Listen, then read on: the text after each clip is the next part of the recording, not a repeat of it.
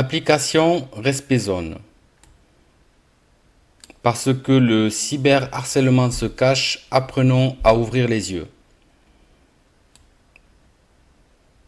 Découvrez l'application Respezone, un outil d'accueil et d'orientation pour vous aider à faire face à une situation de cyberharcèlement.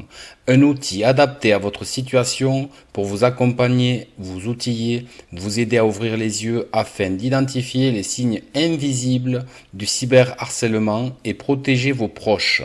Parce que chaque année dans le monde, le harcèlement frappe un enfant sur 3 selon l'UNICEF. Qu'en France, on compte près d'1 million d'enfants en situation de détresse due au harcèlement, dont 25% ont déjà pensé au suicide. Le cyberharcèlement recouvre des actions sournoises et dissimulées pour sensibiliser l'entourage face aux signes invisibles, parents, fratries, camarades de classe, enseignants, formateurs sportifs, etc., et soutenir de façon bienveillante les victimes de cyberharcèlement, l'ONG Respezone lance son application Respezone où trouver des ressources, assistance et conseils. Conçu avec l'aide de ses partenaires dont le service psychiatrie de l'enfant et de l'adolescent de l'hôpital Pitié-Salpêtrière, la DILCRA, Meta, l'association ASVS 49, le développeur Lucas Costier, le cabinet de légal Design Hammurabi, du designer UX UI Geoffrey Dorn, l'association ACVS 49, c'est déjà marqué me semble. Cette application est la seconde version dont vous pourrez retrouver le projet initial ici.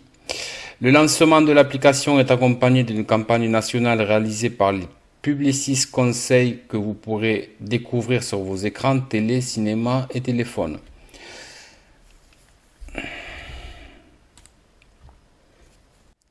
Kit d'urgence face aux cyberviolences.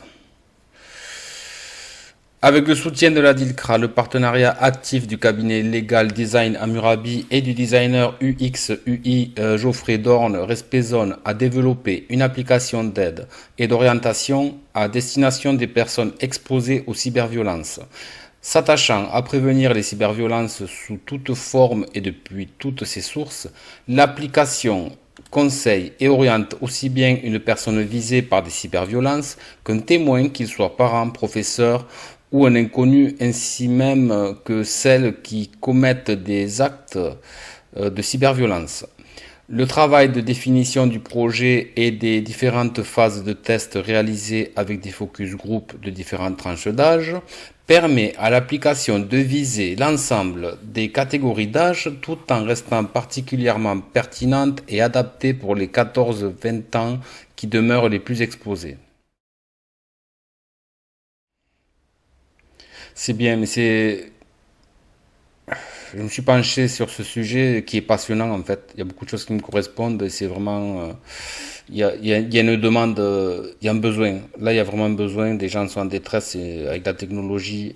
Mais c'est essentiellement les enfants et les femmes.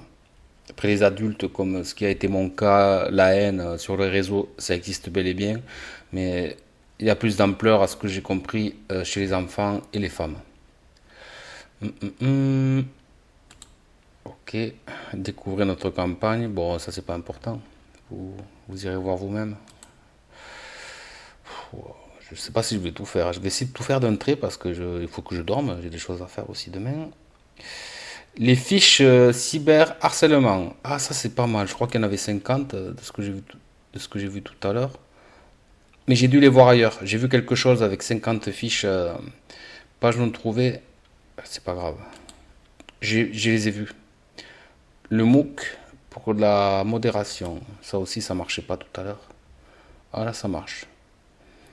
Dans le cadre du projet SCAN de la Commission européenne, Platform Expert Tools Specialized Cyber Activist Networks, Respezone a développé un MOOC de formation à la modération éthique, éducative et respectueuse. Le MOOC, hébergé sur la plateforme de Facing Facts Online, a permis de former plusieurs centaines d'utilisateurs à travers une quinzaine d'activités réparties sur 6 heures en 6 modules. Les participants développent des premières méthodes d'analyse de contenu et appréhendent à le cadre légal des modalités de modération en ligne et sont mises en situation. Cette formation à distance est une première formalisation des brevets de modération que Respezone entend proposer à l'ensemble des publics confrontés et exposés au discours de comportement haineux sur Internet. En parallèle, Respezone poursuit ses efforts en vue de développer des brevets et certificats de modérateurs allant de l'initiation des plus jeunes à la formation professionnelle. Former les jeunes générations à devenir des modérateurs responsables et indispensables pour leur permettre d'acquérir les compétences nécessaires du futur citoyen. À côté, les certificats établiront un standard de qualité pour les professions émergentes du numérique encore dépourvues de formation adaptée.